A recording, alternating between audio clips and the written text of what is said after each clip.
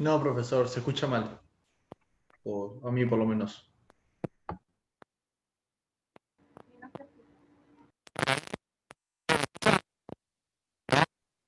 No, se escucha como Se entrecortado. escucha mal.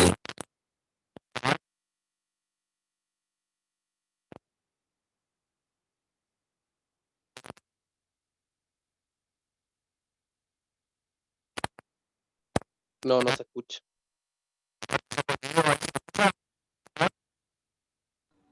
No, no.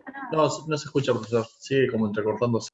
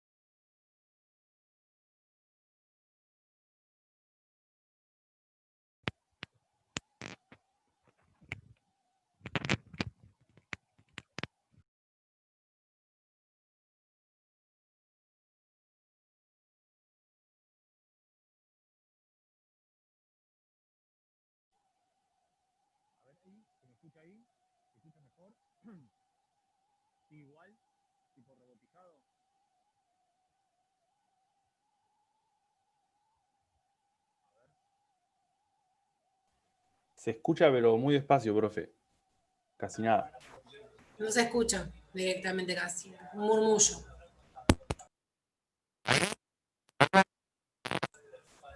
No. No, yo no escucho nada.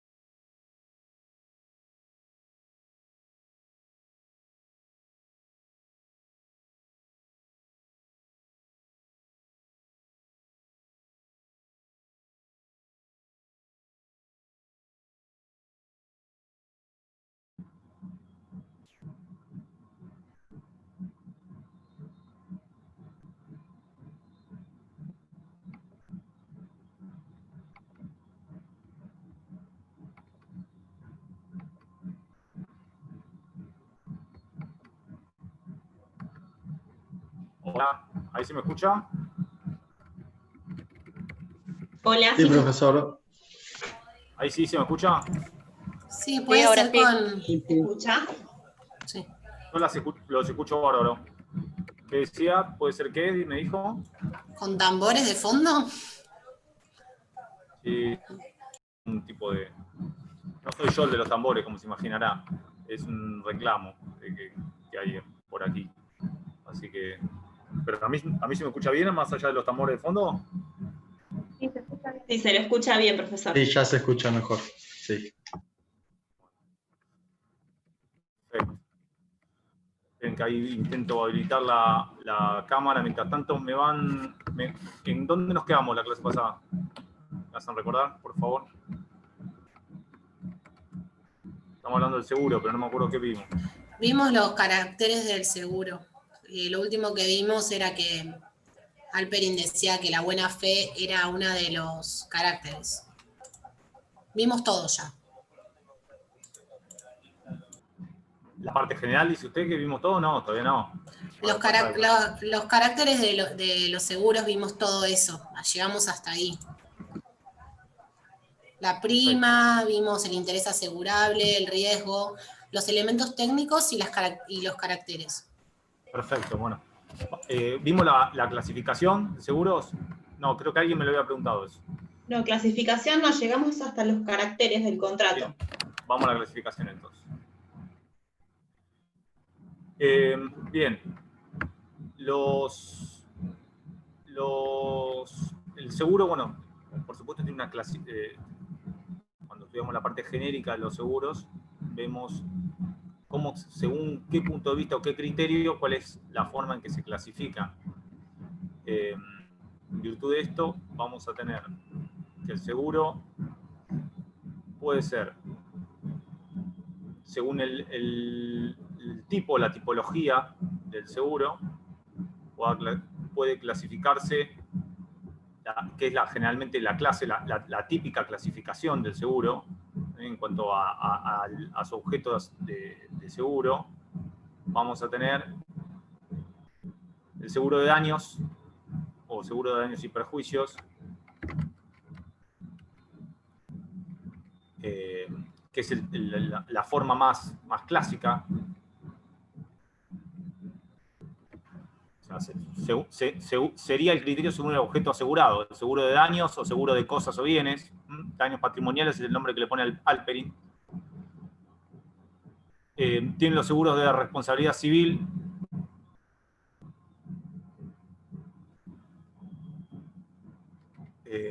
Los seguros de créditos y el seguro de personas.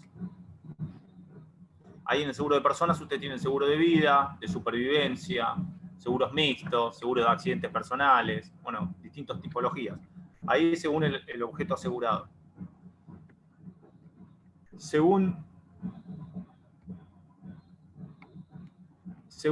Esa sería la primera, la más típica de las clasificaciones. Otra de las clasificaciones típicas del seguro es, si estamos hablando de un seguro privado o seguro comercial, como se le dice vulgarmente,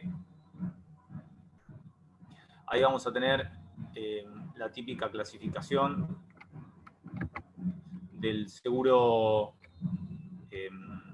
como le decía recién yo, privado o seguro comercial, que es el que ahí involucra todo tipo de seguro que tienen como objetivo máximo la onerosidad, es decir, el seguro como un negocio, como habíamos visto nosotros o lo fuimos conversando con anterioridad, y lo que se va a buscar ahí es la finalidad del lucro.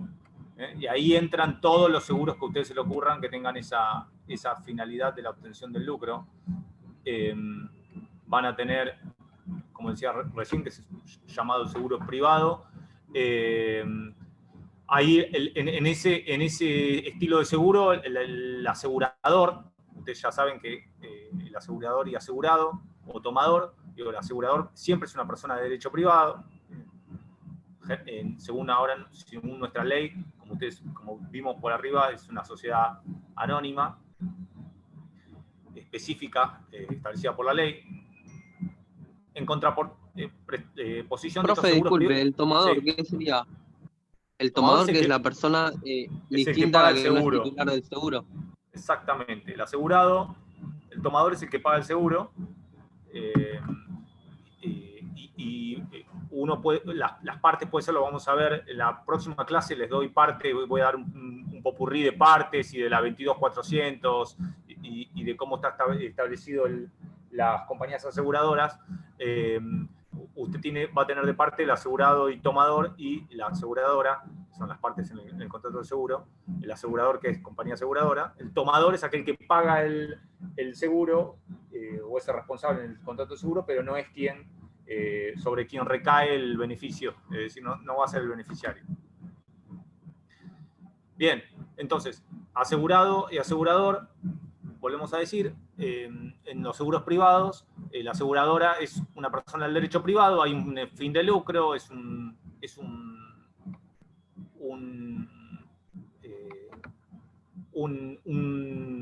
seguro que busca específicamente la finalidad mercantil o comercial, por eso es el más importante para nosotros. Después ahí están los llamados seguros sociales o mutuos o asociativos, seguros sociales, mutuos o asociativos, y aquí lo que busca este tipo de seguros es satisfacer un interés social inmediato, en realidad. Allí, generalmente la aseguradora es una persona de derecho público, suele ser una persona de derecho público, aunque puede haber excepciones de esto. Y lo que busca no es, como decíamos recién, la finalidad de lucro, sino que es la satisfacción de un interés social o colectivo. Bien, según, por supuesto, la típica clasificación, según la locación geográfica del riesgo del interés, por supuesto podrán tener seguros marítimos, terrestres o aéreos.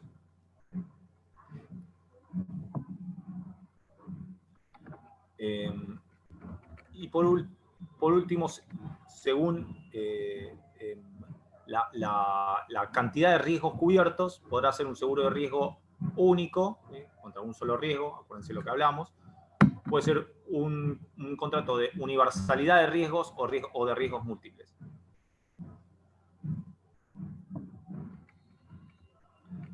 Bien. ¿Son 3 subclasificaciones diferentes esas?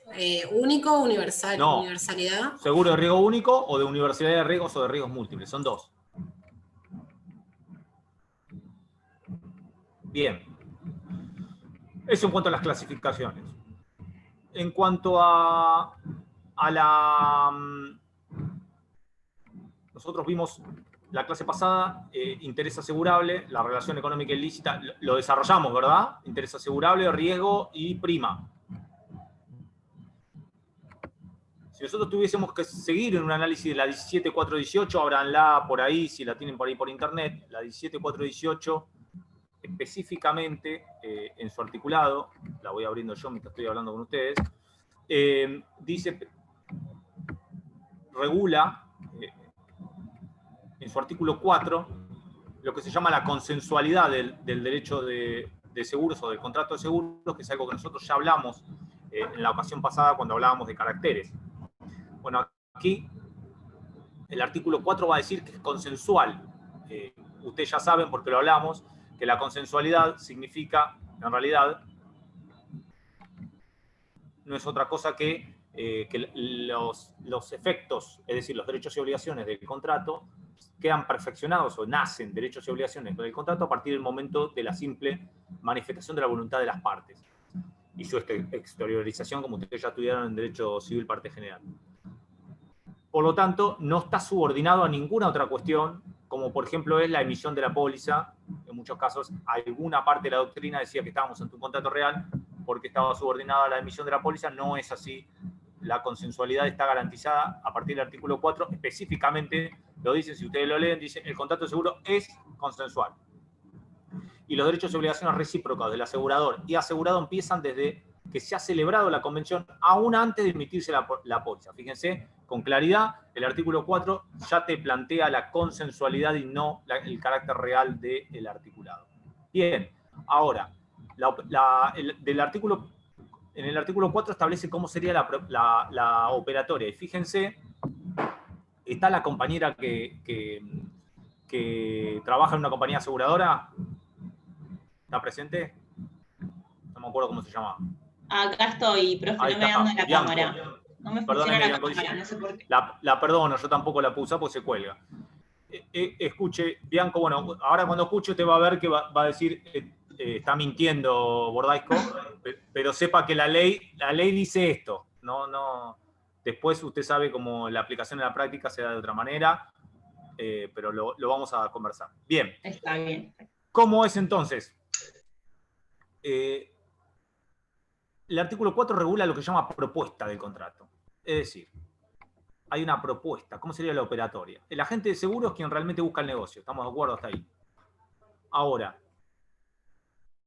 lo que dice la doctrina, la jurisprudencia y la aplicación que receptó la ley 17418, que en realidad lo que hace el agente de seguros o el productor de seguros, como habitualmente, la característica generalmente revieste, es hacer una invitación a ofertar. Invita a ofertar. Y es el asegurado o el tomador quien realiza la oferta. Y finalmente la aseguradora formula la aceptación y ahí se perfecciona el contrato de seguro. Esto, fíjese, está por ley. La 17418 en el 4 dice: la propuesta del contrato de seguro, cualquiera sea su forma, no obliga al asegurado ni al asegurador. La propuesta puede supeditarse al previo conocimiento de las condiciones generales. Entonces, fíjense cómo sería si leemos con precisión el artículo 4. ¿Cómo sería esto? Sería, el agente de seguro propone, invita a ofertar. El asegurado o el tomador, es decir, el cliente del seguro, nosotros que nos sentamos ahí delante de la compañía aseguradora, hacemos una oferta, una propuesta de seguro. Y la aseguradora finalmente formula su aceptación, quedando ahí perfeccionado el contrato de seguro. Fíjense qué cuestión peculiar. Que en la práctica, si bien fuese así, digamos que dista de la realidad práctica, digamos, de la ejecución del contrato. Nosotros habíamos dicho y habíamos conversado la clase pasada que estamos ante un contrato no formal,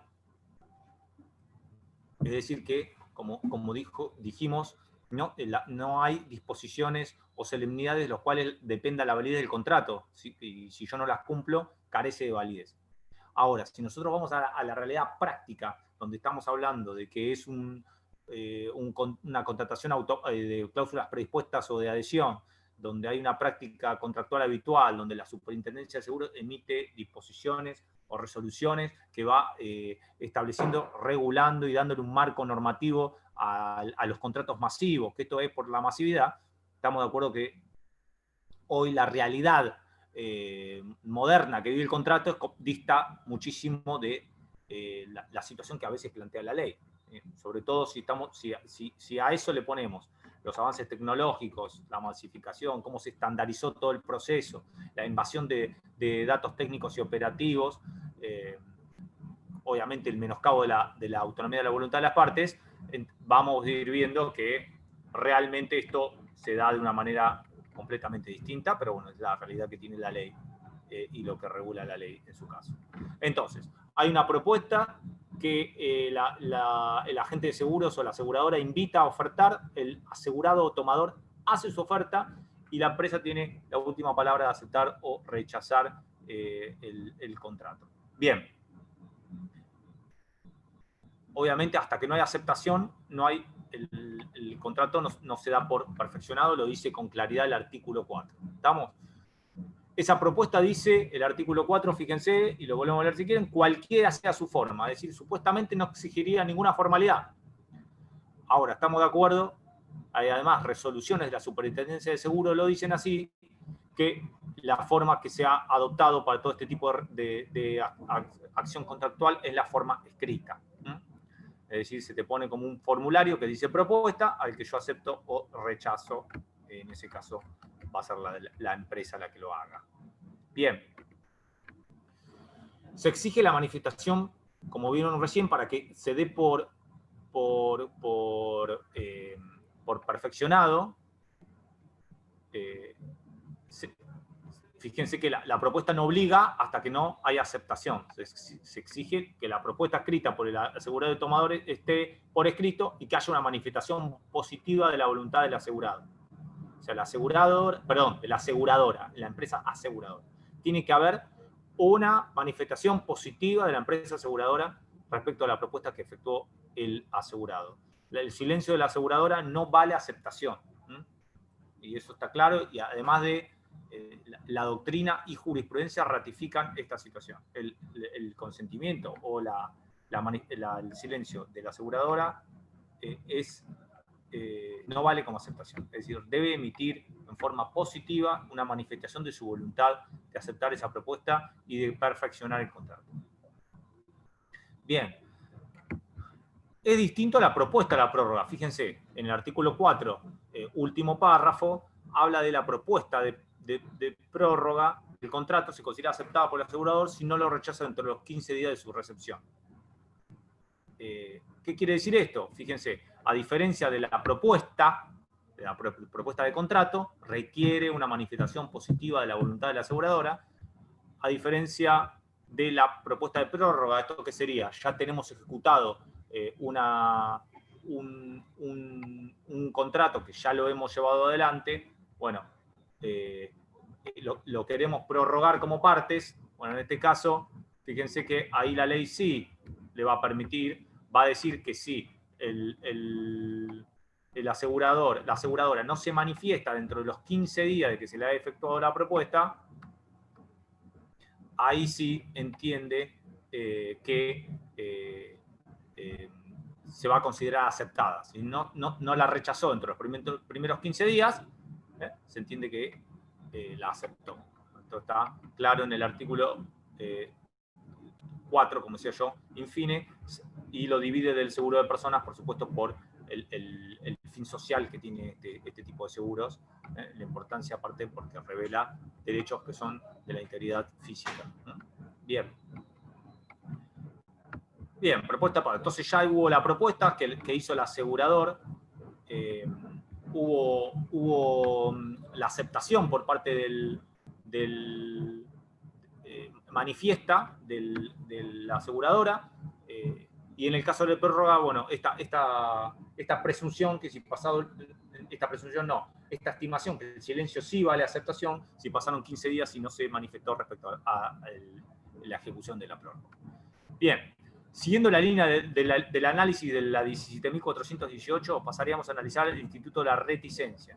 Este instituto es un instituto muy importante del derecho, está legislado del artículo 5 al artículo 10, es muy importante en el derecho al seguro.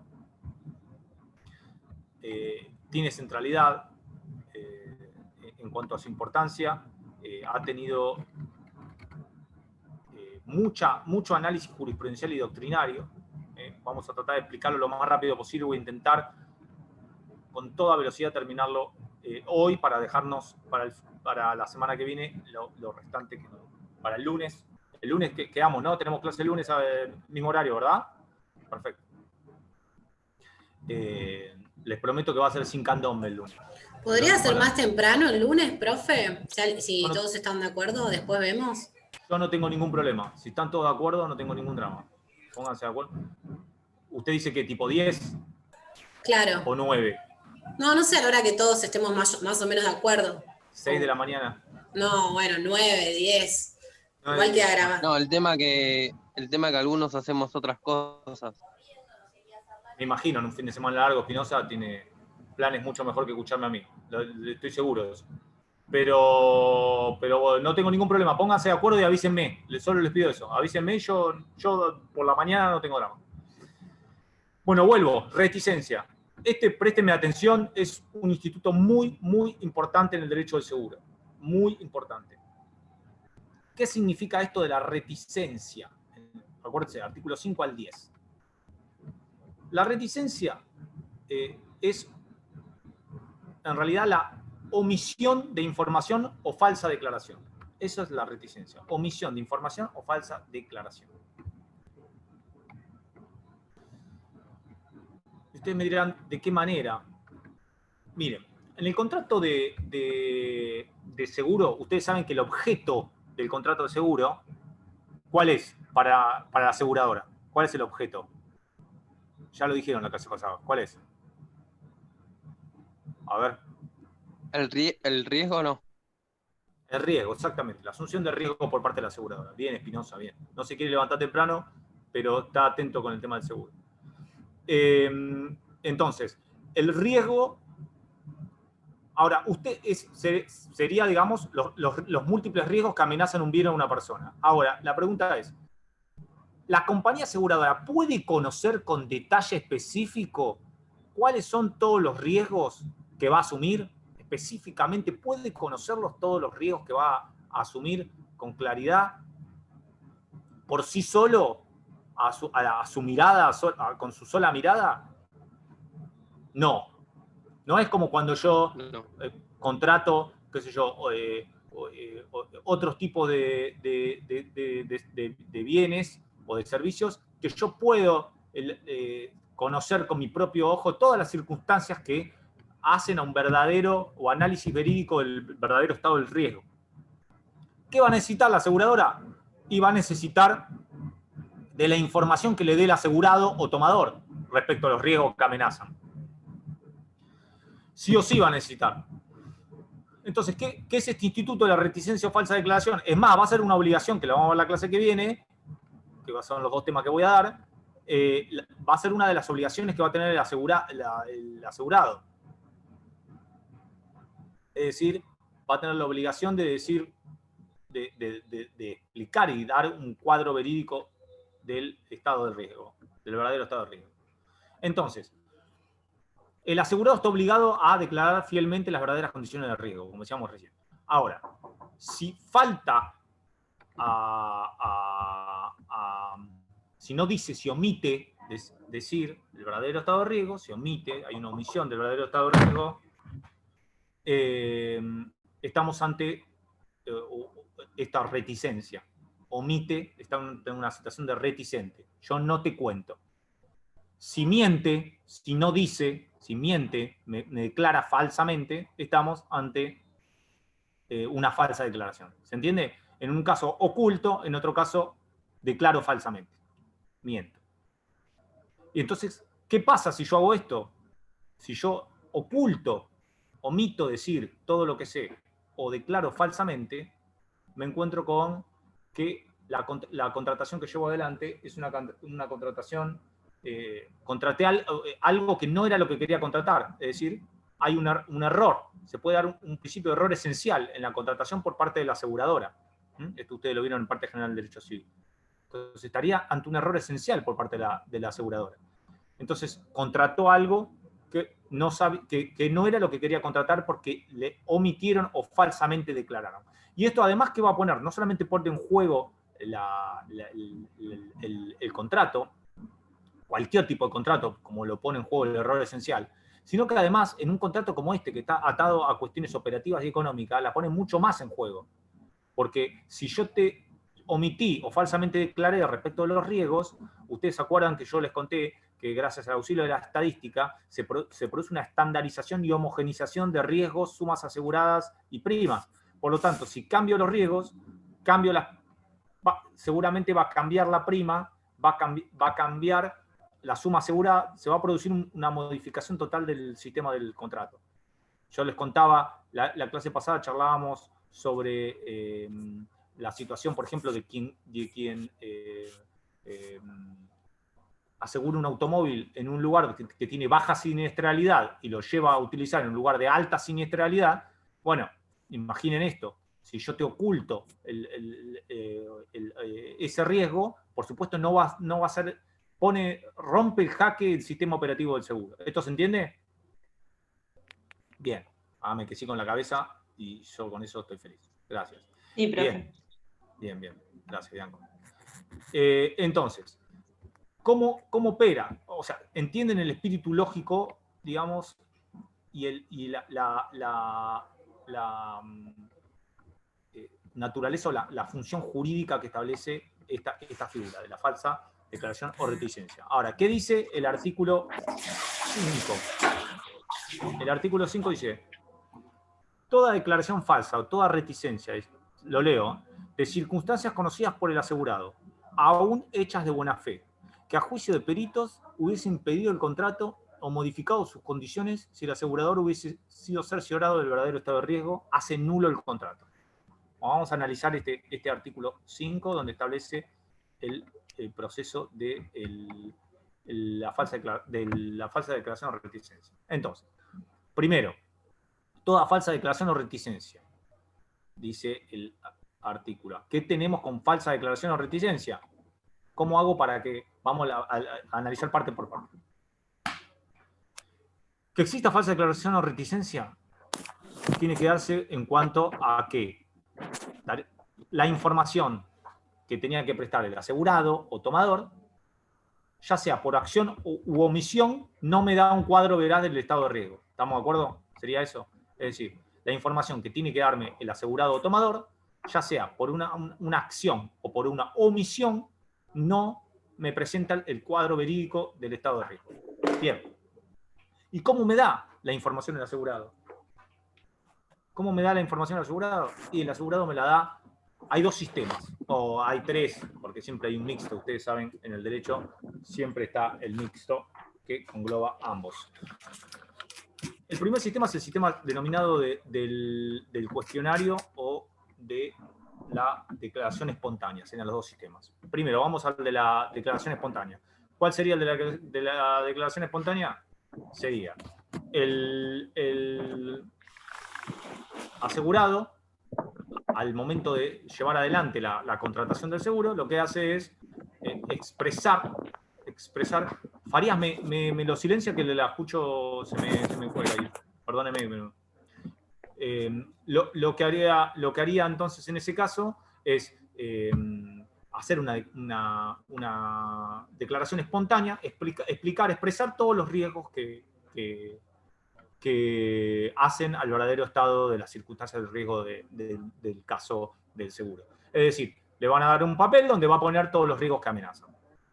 Imagínense, es el sistema menos clásico, porque piensen que es un sistema donde es difícil. ¿Por qué? Porque el asegurado tomador, cualquiera de nosotros que mañana quisiéramos contratar un seguro, no vamos a tener con claridad y con precisión cuáles son todos los riesgos. Puede ser que nos olvidemos alguno, que no lo hagamos con intencionalidad. Por lo tanto, el sistema que más se utiliza, además, es el del cuestionario. ¿Qué quiere decir esto? Lo mismo que con todo el proceso que tenemos de estandarización.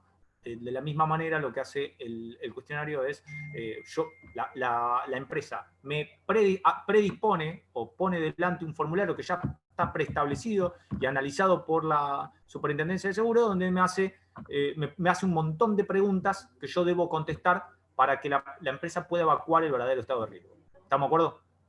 Esa sería la cuestión más típica. La tercera, digamos, sería un mixto, es decir, un mix entre ambas situaciones, es decir, el cuestionario más alguna declaración espontánea que el asegurado quiera hacer. Y aquí aparece un debate doctrinario, que ¿cuál es? Si la empresa, esto es algo que Halperin o Stiglitz o Piedecasa lo dicen con claridad. Si yo te pongo delante un cuestionario al que vos debés responder para darme a mí un verdadero estado de riesgo, ¿qué margen existe para que haya omisión de información? Es decir, que haya reticencia. El margen es casi mínimo. Porque si yo te estoy poniendo un formulario, vos tenés dos opciones. Opción 1, no contestar. O sea, omitir contestar. Entonces, si en esta estandarización que tiene el derecho del seguro, si yo te pongo un cuestionario como empresa aseguradora, que tengo todos los medios a mi disposición, que tengo el sistema de ciencia de investigación de estadísticas, te pongo un formulario al que vos omitís preguntar, o omitís contestar, yo no contesto una pregunta, si yo acepté el contrato igual, se da que hay una especie de renuncia tácita o aceptación tácita. Si no, hubiese rechazado el contrato. Primer cuestión, en cuanto al cuestionario. Y si la empresa aseguradora no puso la pregunta necesaria en el cuestionario, también es un error de la empresa aseguradora. ¿Se entiende lo que quiero decir? Entonces, es difícil que omita el asegurado tomador. Lo que sí puede pasar, por supuesto, es que mienta, que falsamente declare. Es decir, que una pregunta conteste algo que no es verídico. Y ahí sí sería el mismo instituto que tenemos aquí. Pero la omisión, con todo el proceso de estandarización y universalización que tiene el derecho al seguro, hoy sería difícil. Profe, Sí. con respecto a eso, había leído no me acuerdo si era de las obras sociales, me parece, de formularios que se hacían, pero algunas preguntas, más que nada para una persona que no tiene quizás un debido conocimiento de su estado de salud completo, le hacían llenar formularios y ahí jugaba un poco con el tema del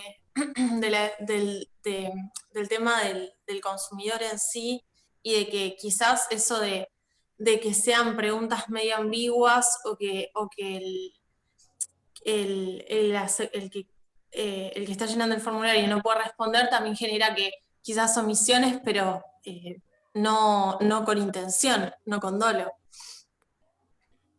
Fíjese lo que usted dice. Generalmente, pero mire que el artículo, todo lo que usted dice es verdad, obviamente obedece a otra regulación distinta que tiene su ley especial y su regulación especial, y además que están involucrados por todos los derechos de defensa del consumidor que tienen jerarquía constitucional, legal, bueno, como usted ya lo sabe.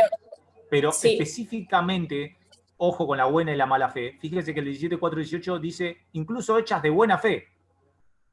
O sea, para el seguro es tan importante, o sea, inclusive la omisión de buena fe, para el seguro no importa si usted omitió de buena fe, omitió.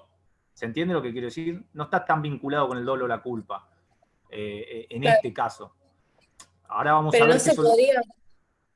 Claro, ¿Qué quiere que... No, que digo que quizás no se podría, no es medio criticable eso de que incluso habiendo buena fe, a la aseguradora no importe eso. Todo es criticable, por supuesto. Podemos tener reflexiones político-jurídicas de la ley, por supuesto que sí. Lo que también podría ser criticable que la superintendencia de seguro, que yo no pueda debatir cláusula por cláusula y esté disminuida la autonomía de la voluntad de las partes. También lo que pasa es que hace la seguridad del negocio también y del contrato en sí. Aquí lo que hace, como en todo, y ustedes lo van a ver en el derecho, se ponen en coalición distintos derechos o distintas miradas, libertades, y la decisión que toma jurídica, que se toma jurídico-política, mundial, le diría, es que prevalezca el sistema económico operativo del seguro por sobre esos otros principios. Por eso es que lo que hace aquí el seguro es, si vos me cambiás el estado verídico del riesgo, vas a cambiar todo el seguro, pues está todo concatenado. Entonces, lo que hace es darle herramientas al sistema para evitar que eso pase.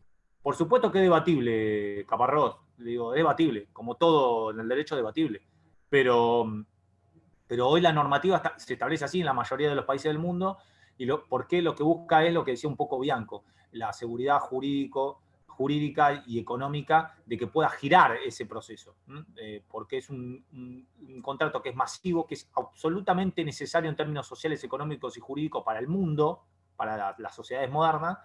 Por lo tanto, establece estos requerimientos. No hago yo un juicio de valor, sino que le digo la realidad, digamos, ¿no? Después, el debate que usted da puede darse y puede ser razonable. Pero fíjese que aquí, esa omisión aún de buena fe lo que hace es nulo el contrato. No es tampoco que el asegurado o el tomador terminan presos, sino lo que hace es buscar la nulidad del contrato. Ahora vamos a ver, en realidad no es tan así, vamos a ver cuáles son los remedios que le da a la aseguradora. Bien. Tema 1, entonces, que exista falsa declaración o reticencia. Segundo, que esa falsa declaración o reticencia, dice el artículo 5, hubiese impedido el contrato o modificado sus condiciones si el asegurador se hubiese cerciorado el verdadero estado de riesgo. Es decir, exige entonces que además hubiese impedido el contrato o hubiese sido en otras condiciones. Es decir, ¿qué significa esto? Lo que yo falsamente omití, lo que falsamente declaré u omití, tiene una magnitud tal que la compañía aseguradora no hubiese hecho el contrato o lo hubiese hecho en otras características o disposiciones o cláusulas, u otras condiciones. ¿Se entiende? Tiene que haber un nexo, una relación causal entre lo que yo omití o falsamente declaré y que ese contrato, si yo hubiese dicho el verdadero estado de riesgo, no se hubiese celebrado o se hubiese celebrado en otras condiciones. Profe, un ejemplo de eso puede ser el tema de los vehículos que son modificados de fábrica y esa información que los bajan y ese tipo de cuestiones que, o sea, no solamente está poniendo, o sea, no está dándole a la compañía la posibilidad de conocer el riesgo que está, o sea, está omitiendo, falseando información, sino que después hace a la responsabilidad civil, de que se tornan más peligrosos por la altura de los paragolpes, que están más abajo, y no sé, se me ocurrió como un ejemplo.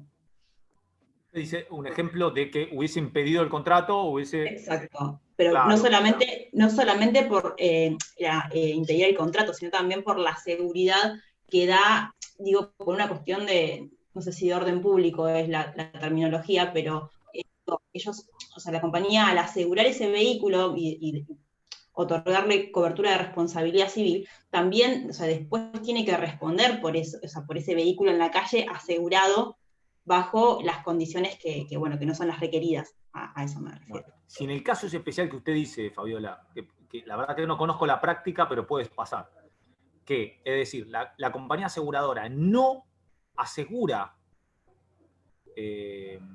automóviles con esas condiciones que usted planteó de fábrica, no los asegura, o los asegura con otras condiciones, que eso puede ser con otra prima, con otra suma asegurada, con otras características contractuales.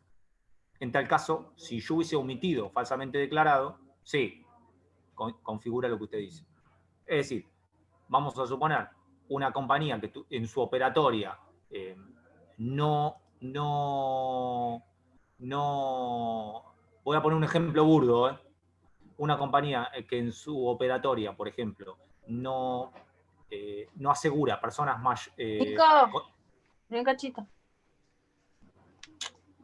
Bueno, una compañía, le decimos a Nico que espere, y una compañía que no asegura, por ejemplo, en su operatoria, mayores de 60 años o alguna comorbilidad, si yo la omito, y la compañía puede mostrar que no asegura esa comorbilidad en un derecho, un seguro de personas, o en un seguro de automóviles, vamos a suponer que hubiese una compañía que no asegurase en Mar del Plata automóviles porque tiene un índice grande de siniestralidad, y yo le asegurase el automóvil en Maipú y después lo trasladase a Mar del Plata, y pudiese demostrar la compañía que no hubiese nunca hecho el contrato porque no asegura automóviles en Mar del Plata, o que si lo hubiese hecho en otras condiciones, hay un nexo causal que es el que reclama la ley entre lo que yo omití y falsamente declaré. Esto para evitar que la llamada en términos de genéricos nulidad por la nulidad misma, o reticencia o falsa declaración por la reticencia misma.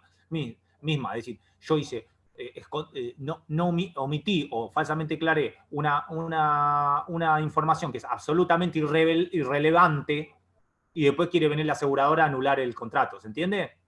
Esto es lo que busca, evitar que sean informaciones irrelevantes. Por ejemplo, el color del auto. Yo no aseguro auto, usted me dijo que era blanco y el auto es rojo, y la compañía pretende anular el contrato basada en esa omisión o falsa declaración.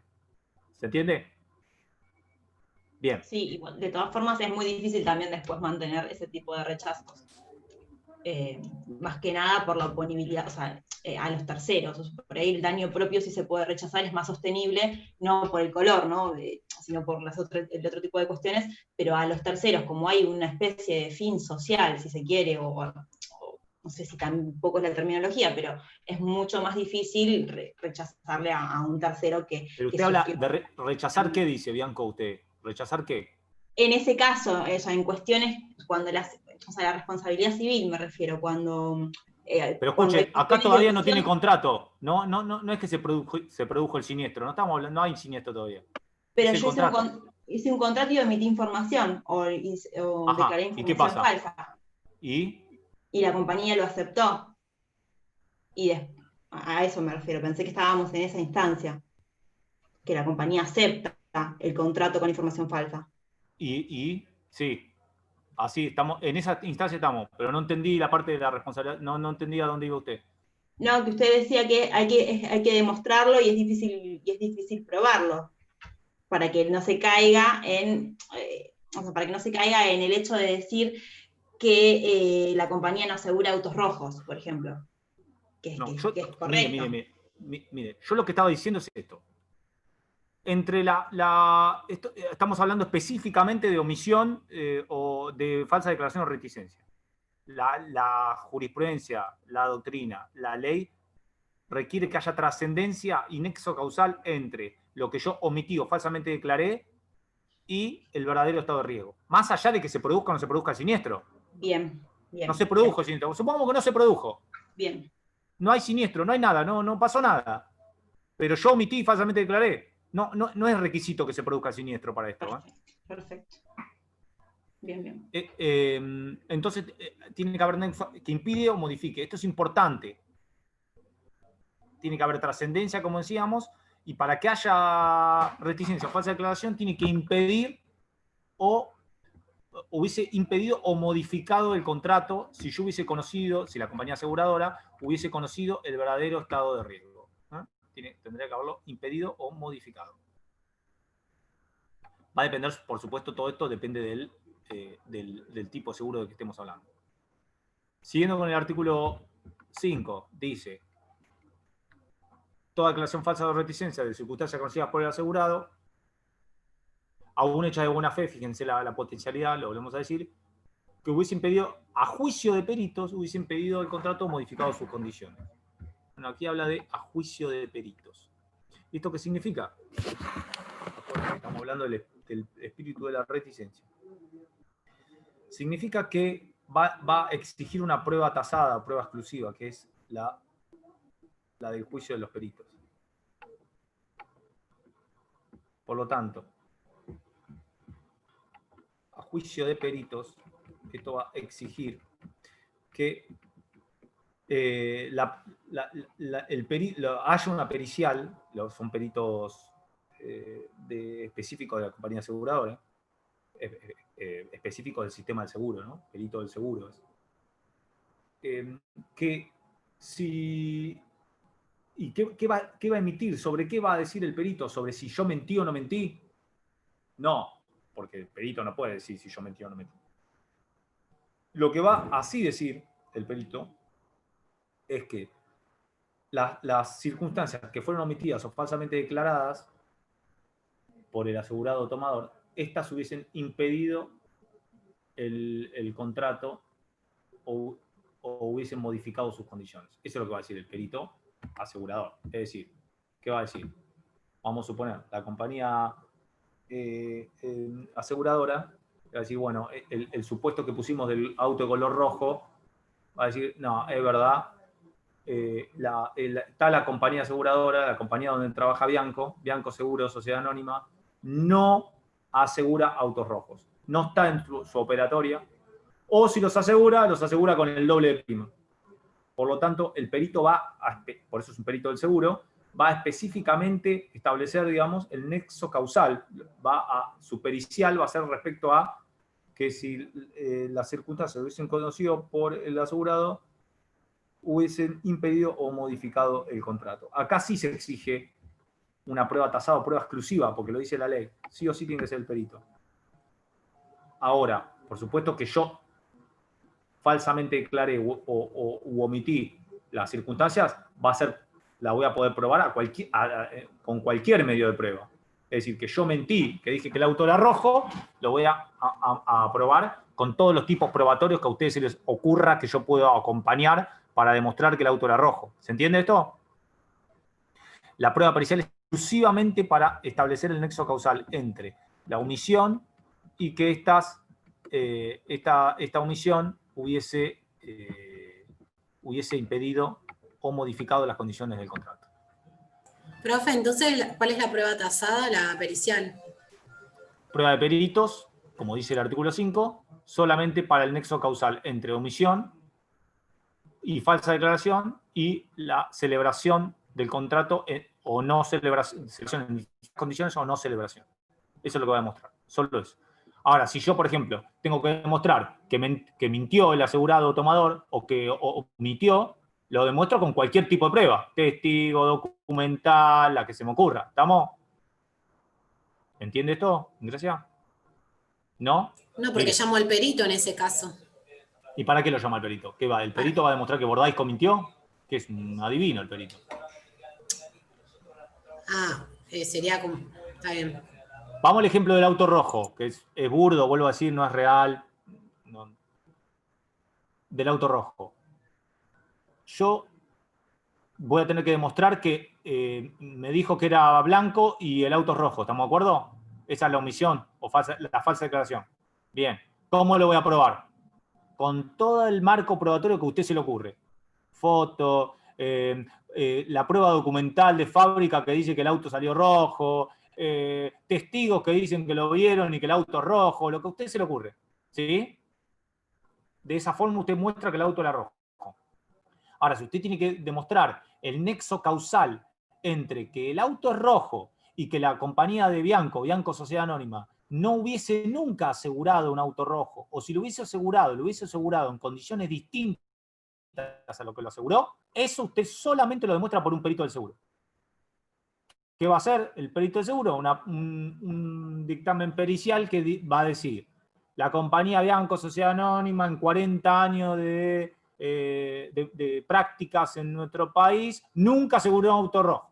Por ejemplo, le hago una obviedad, ¿no? No es esto exactamente. ¿Se entiende? Sí, ahí súper entendible. La prueba de peritos es solamente al nexo causal. La prueba de omisión y de falsa declaración con todos los medios de prueba que a usted se le ocurra. Bien. Seguimos en el análisis del artículo 5. Dice que a juicio de peritos hubiese impedido el contrato o modificado sus condiciones si el asegurador hubiese cerciorado el verdadero estado de riesgo. Y aquí sale otra exigencia, es decir, el asegurador tiene que desconocer el verdadero estado de riesgo. ¿Estamos de acuerdo?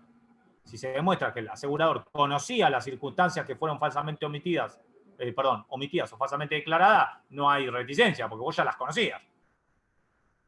¿Estamos de acuerdo? O sea, nadie no puede solicitar la nulidad del acto o hablar de error esencial cuando él mismo conocía las circunstancias que hacían el riesgo. ¿No? Muchos hablan, respecto a esto, de que en algunos casos se da la renuncia tácita a la invocación de la reticencia. Y esto era un poco lo que hablábamos al principio cuando hablábamos de la información que prestaba el asegurado o el tomador. Por ejemplo, si yo acepté el cuestionario con preguntas sin contestar, si yo, la compañía aseguradora, aceptó el cuestionario y yo no respondí un montón de las preguntas, si yo acepté igual y perfeccioné el contrato igual y lo acepté y lo tenemos adelante, se entiende por supuesto que no hubo una renuncia tácita al derecho a la invocación de reticencia, pues yo lo acepté. Otros hablan, por ejemplo, del caso de las personas que hacen el análisis de los inspectores que analizan el verdadero estado de riesgo. Ustedes saben que las empresas tienen inspectores que van a analizar el estado de riesgo de los riesgos que pueden llegar a recaer sobre el bien que pone como objeto de la contratación el asegurado tomador. Entonces van y revisan el bien. Entonces, yo después, si hubo culpa, negligencia, mal desempeño de los inspectores a la hora de revisar el estado de riesgo, yo después no puedo decir que me omitieron o me falsamente declararon. ¿Estamos de acuerdo? Sí, eso puede ser que lo vimos con Mauriño, profe, cuando hablamos de las empresas que evalúan el estado de riesgo de otras empresas y salen como que dicen en qué estado de riesgo están, como para poder invertir en acciones de esa empresa o agarrar cheques de esas empresas. ¿Es eso? Claro, el doctor Ramón Mauriño lo vio en términos de derecho bancario. No, ahora en bolsa. Cuando hablamos de la bolsa habló de esto, ¿puede ser? Sí, por supuesto, pero fíjese que aquí lo que habló el doctor Mauriño quizá involucra otras cuestiones, ¿no? Empresas que hay una especie de coseguro, reaseguro o aseguradoras que aseguran cuestiones vinculadas con los títulos. Ahora, en este caso específico, en lo que habla de la reticencia, lo que te dice aquí es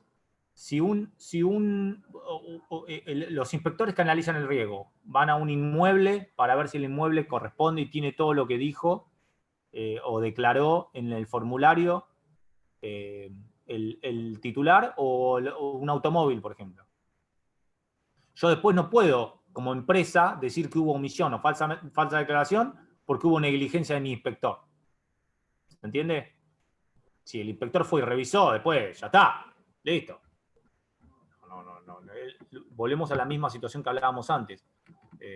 El sistema de seguro que es tan operativo y tan en favor de la empresa aseguradora en muchas cuestiones, porque, como dijo Bianco, lo que busca es establecer la seguridad jurídica y económica del sistema. Si vos enviaste inspectores que analizaron el estado de riesgo, declararon un estado de riesgo y después vos mismo querés impugnar por falsa declaración o oposición a algo que tus propios inspectores ya revisaron el estado de riesgo, bueno, está claro que no. No puede ser, la compañía aseguradora no puede utilizar esa excepción. Y por último, la impugnación. Es decir, la aseguradora tiene que impugnar.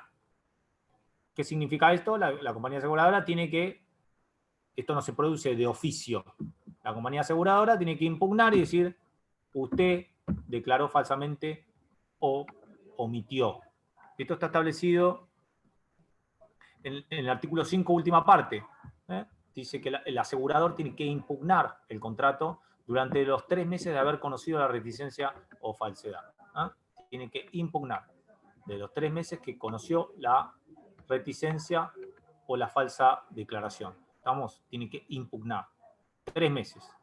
Es el plazo. El plazo, como dijimos, es desde el conocimiento de que el asegurador conoció la circunstancia omitida o falsamente declarada. Si pasan esos 3 meses, él conoció la causa falsamente declarada o omitida y no ejercitó la impugnación, se entiende, no podrá, caduca este instituto, es un caso de caducidad, por lo tanto no va a poder hacer uso de la misma más adelante. ¿Estamos? No va a poder hacerlo. Cuando impugne el asegurador, ¿qué va a tener que probar? Primero va a tener que probar que no conocía las circunstancias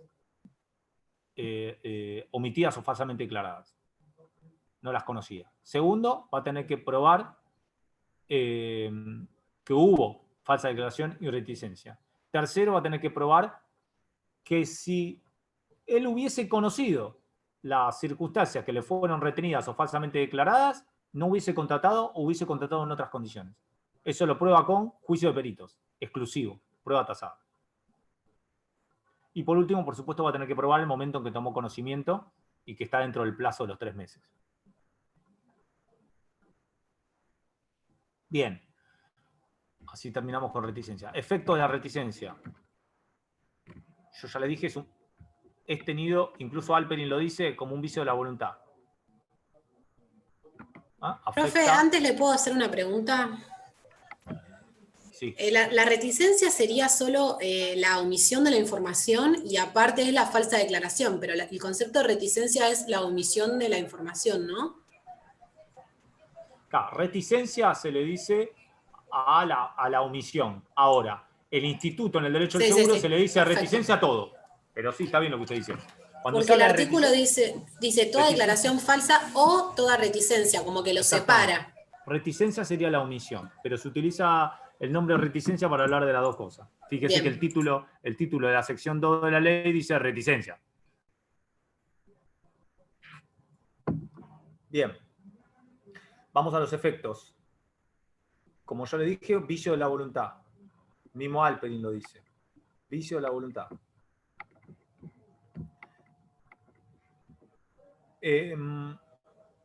Si ustedes se fijan, el artículo 5, parte final, dice que hace el contrato nulo.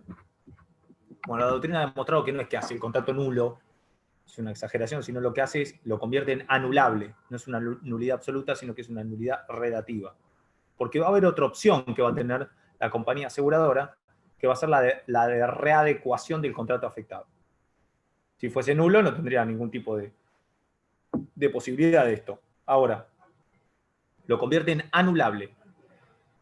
Es decir, si ustedes van a ver en cuanto a los efectos, qué decisión va a poder tomar la compañía aseguradora que impugna por falsa reticencia de declaración, va a tener dos. La anulación del contrato o la readecuación del contrato. ¿Estamos? Bien, es anulable entonces. Ahora, va a ser distinta, ya tenemos las dos condiciones, en realidad van a ser tres, pero las dos condiciones que tiene sí o sí la compañía aseguradora es readecuar el contrato o anular el contrato. ¿Estamos de acuerdo? En caso de demostrarse que hay falsa declaración de reticencia. Ahora va a haber una tercera, que esta no está en la ley, pero sí está reconocida por la doctrina, la jurisprudencia y la práctica habitual del seguro, que es la de renunciar tácitamente a la invocación, es decir, aceptarla. Es decir, omitir, no invocar y no impugnar, ¿estamos? Aceptar que falsamente declaraste y omitiste y seguir con el contrato en las mismas condiciones. Lo podrá hacer. Y usted dice, ¿por qué lo haría? Y lo haría por esto que dijimos, esto es un negocio, la compañía aseguradora quiere tener ganancia y si le conviene el contrato puede aceptar la situación como está y admitirlo y renunciar tácitamente a la invocación de la reticencia o omisión. ¿Estamos de acuerdo? Entonces, tres efectos, tres posibilidades. Anulación, readecuación o renuncia tácita a la invocación de la falsa declaración de reticencia. Bien. Va a ser distinto si estamos ante la reticencia o falsa declaración. ¿Es dolosa o es no dolosa? Dice el artículo, la ley.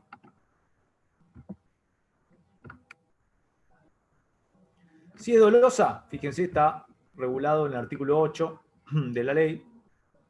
Si la reticencia fuese dolosa o de mala fe, dice, el asegurador tiene derecho a las primas de los periodos transcurridos y el periodo en cuyo transcurso invoque la reticencia o falsa declaración. Es decir,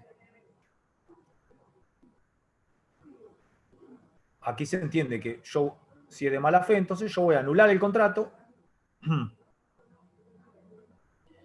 y me voy a tener derecho a quedarme con todas las primas de los periodos que transcurrieron, la prima completa, incluso la del periodo en el que efectivamente impugné.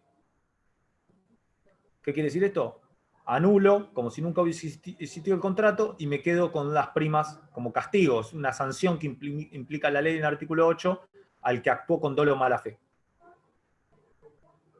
Si entienden, díganme que sí. Sigo.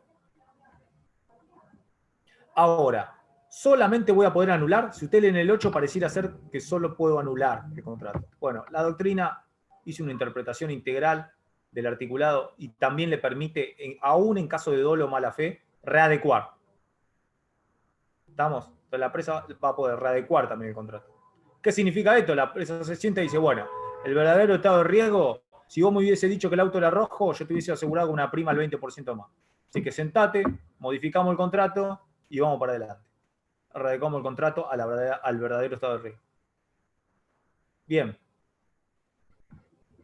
Profe, el problema es cuando el siniestro o el imprevisto o el riesgo ocurre antes de readecuar el contrato, ¿o no?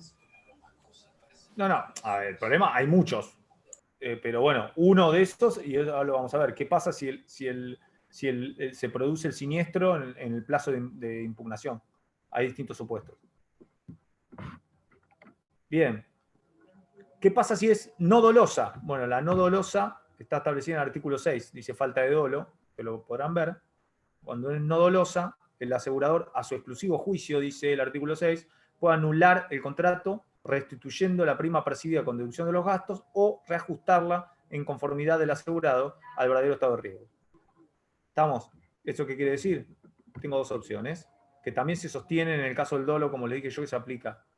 Es decir, puedo anular el contrato y ahí fíjense que me quedo, restituye la prima, pero deduzco los gastos, es decir, acuérdense la prima bruta y la prima neta, bueno, devuelvo, me quedo con los gastos y ganancias y devuelvo las demás de la prima, restituyo la prima, la restituyo, me quedo con los gastos. En el otro caso, o la puedo reajustar al verdadero estado de riesgo. ¿Estamos? Entonces, en cuanto a dolo, estamos siempre hablando del seguro de daños. Ahora vamos a ver que también lo dice la ley en caso del seguro de vida. Entonces puedo reajusto y fíjense que aquí la empresa solo se queda con los gastos. ¿Por qué? Y porque entiende que, lo que dijo antes, creo que Bianco, no fue de mala fe. La persona no quiso en realidad ocultar o falsamente declarar. Entonces, como no fue de mala fe, lo que hago es o anulo y te devuelvo la prima o readecuamos. Lo que no puede pasar nunca, y por eso está la reticencia a falsa declaración, es que el contrato continúe sin el verdadero estado de riesgo, porque estaríamos ante una situación que pone en jaque el sistema operativo del sistema de seguro. Bien. ¿Qué pasa si ocurre en el plazo? Lo que preguntó Ingracia. O sea, hay reticencia. La compañía impugna y el siniestro se produce en el plazo de impugnación. Bueno, ahí el artículo 9 dice que no debe indemnizar. Fíjense, dice el artículo 9, vamos a leerlo. En todos los casos, si el siniestro ocurre durante el plazo para impugnar, el asegurador no adeuda prestación alguna, salvo el rescate que corresponde al seguro de vida. ¿Estamos? Lo que planteaba... Aunque no tenga que ver con lo que ocultó. ¿Cómo no tenga que ver con lo que ocultó? Claro, por ejemplo, lo que yo te oculté no hizo al riesgo concreto del, por ejemplo, un accidente. No tiene nada que ver que yo te haya ocultado el color del auto, yo atropellé igual a la persona. Si hubiera sido blanco o rojo, la hubiera atropellado igual. Tampoco me va a cubrir, como que no hay una relación directa entre la omisión ¿Usted pide nexo causal con el siniestro? Sí. No, no lo reclama la ley. No. Nexo causal con el siniestro no lo reclama. O sea que es como que es un vicio que cae todo el contrato, ni siquiera puede salvarse la parte nada. Usted acuerde siempre de lo que hablamos nosotros. Esto es una norma genérica, no al caso en concreto. Después el caso en concreto será dilucidado en los tribunales, en los operadores jurídicos. ¿Estamos de acuerdo? Están los operadores jurídicos que son los que van a actuar en la situación particular.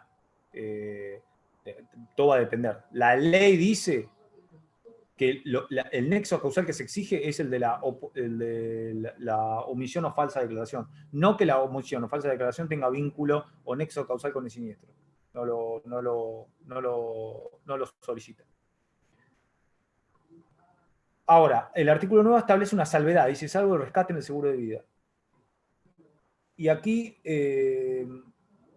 entra otra de las divisiones, que es qué pasa en el caso de los seguros de vida, que tienen una situación en varios casos distinta. ¿Por qué? Porque tiene un sistema más benigno, lo dijo también la compañera Bianco. Acuérdense que acá responde a una cuestión, el seguro de vida, a un vínculo específicamente social. Por lo tanto, ese vínculo específicamente social va a llevar a exigencias de que el seguro tenga otra responsabilidad que no es la misma que el seguro de daños patrimoniales, que obedece a una cuestión más económica. Entonces aquí, la primera cuestión que tiene diferente en el caso del seguro de vida o seguro de las personas es que en el caso, por ejemplo, de el propio artículo 6, la anulación, caso de buena fe, artículo 6, dice, en los seguros de vida reajuste puede ser impuesto. Es decir, en el caso de seguro de vida, primera diferencia, incluso te puedo exigir la readecuación, que vos readecúes el contrato, para evitarle un perjuicio al asegurado o beneficiario o tomador. Te obliga, pero te pone condiciones. Esa obligación de la readecuación, primero tiene que ser reajustable en los términos de juicio de peritos, ¿eh? La nulidad tiene que ser perjudicial para el asegurado, el contrato tiene que ser reajustable a juicio de peritos y, por supuesto, si hubiese sido parte de la práctica habitual del asegurador, es decir, el asegurador hubiese utilizado esto como práctica habitual. Entonces te lo requiere específicamente en el artículo 6, primer salvedad que hay respecto a en caso de reticencia no dolosa, el seguro de vida, que es distinto. Aquí te obliga al reajuste y no a la nulidad. Y segundo, el rescate en el seguro de vida cuando ocurre, como vimos recién.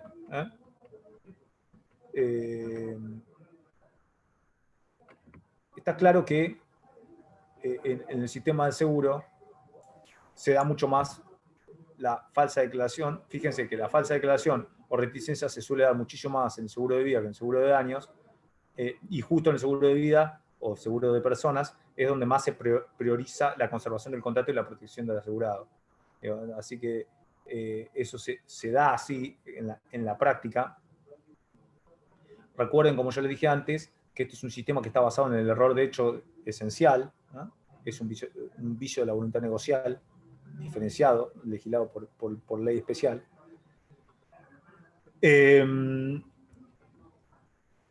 Y que, por supuesto, la carga probatoria, acuérdense, tiene que impugnar el asegurado, va a tener la carga probatoria de probarlo. Una cosa que no le dije respecto a el reajuste, siempre requiere la conformidad del asegurado. O sea, el asegurado tiene que emitir su conformidad si está de acuerdo con reajustar. La anulación no, porque si dadas las causales la puede decir la aseguradora sola.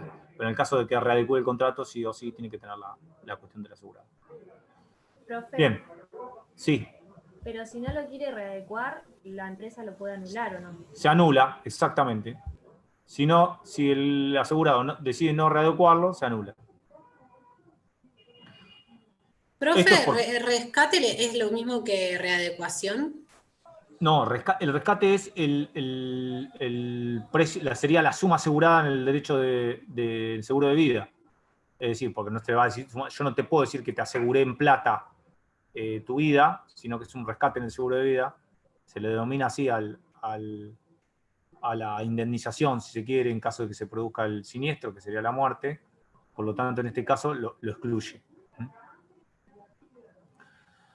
Bueno, con esto terminamos reticencias, que es importantísimo, léanlo después. La que viene vemos las partes, derechos y obligaciones, y variación de estado de riesgo, y si peloteamos un poco más, y ahí terminaríamos la parte general del seguro. No se compliquen con temas más grandes que lo que va a ser la parte genérica, digo ya, váyanlo leyendo de la información que tienen en el campus, pero no se compliquen con cuestiones que excedan la parte genérica. Obviamente en este proceso de estudio no vamos a requerir cuestiones que vayan a coseguro, reaseguro. Vamos a pedir la 17418 y algo de la 22400, no más que lo que haga la ley, porque sabemos que es una situación compleja, pero léanlo. Lo vemos la clase que viene, lo que le faltaba, como les dije antes, y avísenme si quieren que sea más temprano. Yo no tengo ningún inconveniente, pero les pido por favor que me avisen en el transcurso de hoy o mañana, así yo lo puedo agendar y lo armamos. Profe, ¿cuál es la 22400? No la estuvimos viendo ahora, ¿no? Vimos la 17. No, siempre la 17418. Ah, ¿y qué decís que van a preguntar de la 22? La 22400, sí lo vimos en la primera parte, yo se los dije, que el sistema completo del seguro involucra la ley de 17417, la 20091 y la 22400, que es la que regula específicamente el sistema del seguro, los productores seguros, el régimen de los que serían agentes del seguro. Eso no lo vimos, en verdad, ¿no? No lo vimos, pero es una ley que tiene unos artículos que fácilmente, si a uno la agarra, la puede leer. Ah, bien, bárbaro. 22400 y 20091.